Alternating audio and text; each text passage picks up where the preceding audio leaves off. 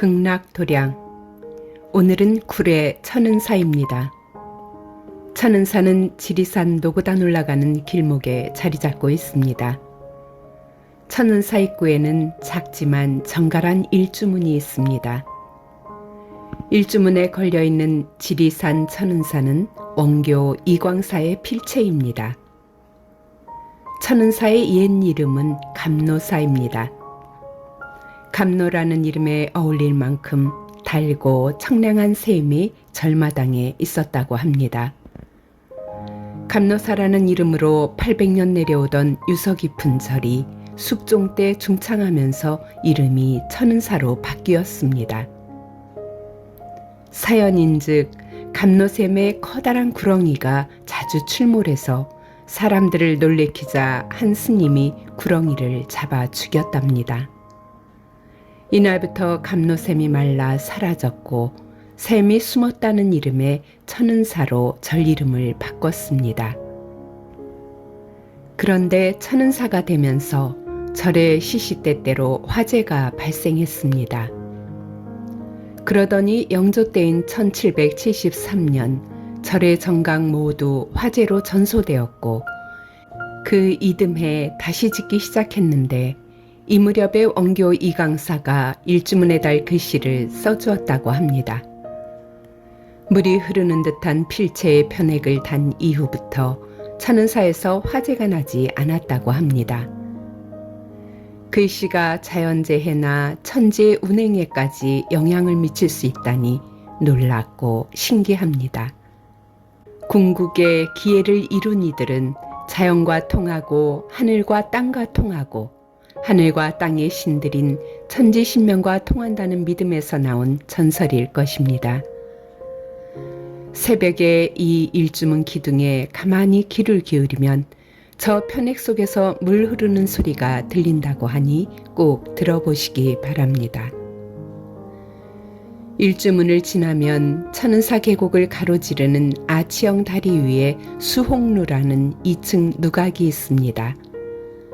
무지개 다리라는 뜻의 홍교에 지은 누각이라 무지개를 드리웠다는 뜻으로 수홍루라는 이름이 붙었습니다. 천은사의 정각에 붙은 편액 글씨는 원교 이광사, 창암 이삼만, 염제 송태희 세 명필이 쓴 것이 많습니다. 수홍루는 염제 송태희가 썼습니다. 수홍루는 사진 찍는 명소이기도 하고 드라마 미스터 선샤인에서는 고혜신과 김희상이 이 누각 아래에서 이별을 했습니다. 미스터 선샤인을 보신 분들은 그 애절한 씬을 생각해보면 좋을 것 같습니다. 천왕문의 북방을 지키는 천왕인 다문천왕입니다. 고대 인도에서는 나찰과 야찰을 거느린 귀신의 왕으로서 숭배받던 악신이었습니다. 악신이었던 사천왕이 부처님께 귀의해서 불법을 수호하는 외호신이 된 것인데 악한 중생이나 귀신들을 형벌과 공포와 위험으로써 제도하고 무찌르는 역할을 자임한 것이라 볼 수 있습니다. 절은 불보살님이 거하시는 곳이자 수미산을 중심으로 한 법계를 가상화한 만다라입니다. 정각의 불상 뒤편에 탱화를 그리고 그 탱화에 불보살님을 비롯한 아라한, 사천왕, 범천과 제석천, 용왕 등을 그려놓은 것은 멋있으라고 한 것이 아니라 이곳이 불국토이자 법계임을 표현한 것입니다. 사천왕은 불국토에 드는 불교 신자와 중생들에게 부릅뜬 눈과 두려운 외형을 통해 몸과 마음을 단정히 하고 정화하라고 일깨워주는 존재입니다. 절은 물질적 현실에서는 신앙과 예배와 승려가 거주하며 모임을 갖는 수행 공간이자 생활 공간이지만 내적인 상징에서는 불보살님의 법계를 현실화한 만다라이므로 천왕문을 통과할 때는 합장으로 마음을 단정히 하는 정화의식을 치르는 것이 좋습니다. 천왕문을 지나면 드디어 천은사 도량이 펼쳐집니다. 좌측에는 커다란 은행나무가 있고 우측에는 커다란 느티나무가 있습니다. 뒤편에는 강당이자 행사를 치르는 보제루가 있고 옆으로 종각이 있습니다. 그 위로 극락보전을 중심으로 불보살님을 모신 법당이 배치되어 있습니다. 절의 중심이 되는 대웅전이나 극락전 앞에 누각은 보통 만세루나 보제루의 이름을 붙이는데 여기 천은사는 널리 중생을 제도한다는 뜻의 보제루라는 편액을 걸고 있습니다. 편액의 글씨는 중국의 왕희지와 원교 이광사의 글씨를 보며 서체를 공부한 창암 이삼만의 글씨입니다. 창암 이삼만의 대표적인 글씨 중에 하나가 천은사 보제루의 이 현판 글씨입니다. 창암은 10살 전에 글씨의 뜻을 두어 글쓰기를 시작했고 60세가 지나 유스체라고도 불리는 창암체라는 자신만의 독특한 글씨체를 완성했다고 합니다.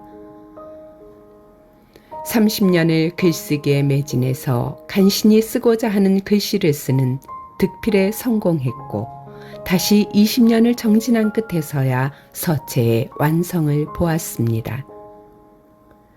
벼루를 몇 개나 구멍내고 붓은 1000개가 닳도록 연습했다는 상상 초월의 지독한 연습벌레인데도 무려 50여 년을 서체 외기를 통해 마음을 담는 데 도달했다는 것입니다.